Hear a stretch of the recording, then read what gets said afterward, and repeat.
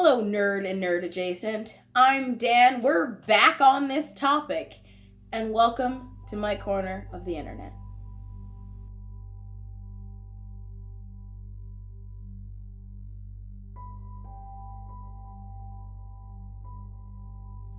Why LARP does not exist in a vacuum, or important points to look at when creating and talking about games. Lovely turn to the fact that it's been 4 months since I last needed to talk about Raceface. But guess what? We're back, y'all. We're back with citations. So, I'm not sure if you're familiar with the internet, but there's this place called Reddit, which is basically an internet forum where you can post topics and things in subreddits. Some subreddits are heavily moderated and some of them aren't at all. Some of them have 3 members and some have 3 million, and everything in between. There's even one for LARP. And recently, August 9th to be precise, the LARP subreddit added 3 additional rule subsections. I would talk about subsection 6, B, or C, but those are being handled in a responsible adult fashion. Yes, that makes sense. But subsection 6A? Oh, subsection A of the rule 6. People are not pleased with it. And I bet if you've touched LARP's door with a 23.5-foot pole, you know what it's about. Or, you paid attention to the opener. Raceface. More specifically, this is about people feeling entitled to full face black makeup, and we've gone through this before. And I'm not gonna go through it again.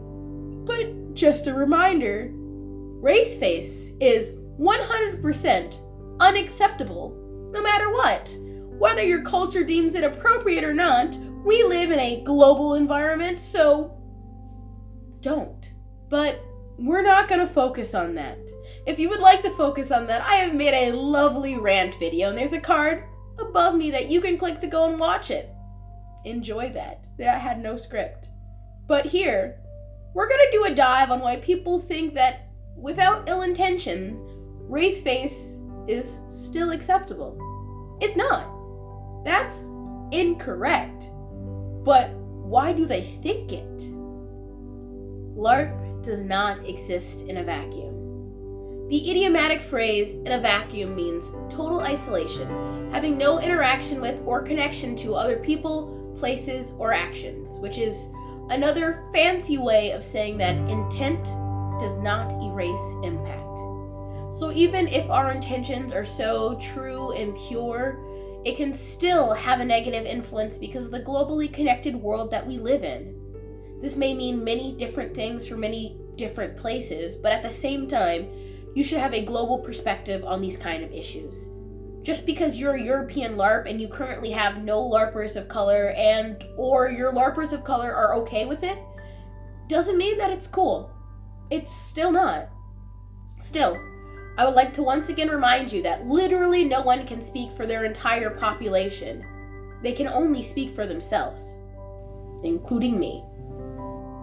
We rethink blackface makeup because it's just flat out offensive since the very beginning, historically.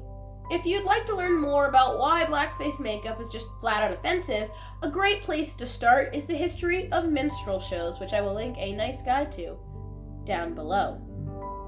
And the argument that how we are playing pretend, which is not helpful, and that people should grow a thicker skin, is a statement from a place of privilege. What is privilege? Privilege operates on personal, interpersonal, cultural, and institutional levels, and gives advantages, favors, and benefits to members of the dominant group at the expense of members of target groups. Privilege is characteristically invisible to people who have it. Privileges are unearned, and they are granted to people in the dominant group whether they want those privileges or not, and regardless of their stated intent. Unlike targets of oppression, people in dominant groups are frequently unaware that they are members of the dominant group due to the privilege of being able to see themselves as a person instead of a stereotype. So when you say things like, "You people can't differentiate the difference between a fictional character and actual human beings," you're speaking from a place of privilege, which you don't acknowledge because it is invisible to you, and as someone who never had to view themselves through a stereotype instead of as an individual. Another thing to acknowledge and include is coded language or racial coding. Many LARPs have inspiration or based on other LARPs or tabletop role-playing systems, many of which have coded language written right into them. Now, what's coded language? It's when you substitute terms describing racial identity with seemingly race-neutral terms that disguise explicit and or implicit racial animus. Hello. Welcome to the 21st century. Everything you love is problematic. Intent does not race impact. You can still love a thing and hope for change. So, I encourage you to talk to your LARP runners and have them change your dark elves from full blackface makeup to, say, like, purple. First of all, purple looks so pretty on people. Here's some lovely pictures of people in purple elf makeup. Look how fucking cool that is. There's so many different values of purple. Plus, you can contour and look really pretty. It's great. Oh my god, look at that. And have your orcs go from blackface to, I don't know, green like orcs are pretty much in everything else. It's not that hard. There's tons of shades of green. Look at these people. They're orcs and they're green. It's so cool. Holy shit, right? So, the change is a couple of bucks to buy some new face paint, to repaint your faces or your prosthetics. But the amount of change that you can enact on your local community and reflects on a global scale reflects how LARP has been making progress in the global scene. You can be a part of that. So, if this was mildly interesting to you, or you don't like my face, go ahead and hit that thumbs up button, and if they really hate me, or like what I do here, hit that subscribe button and ring the bell, so you know when I put things on the internet. And while you're at it, keep scrolling, and go ahead and drop a comment down below.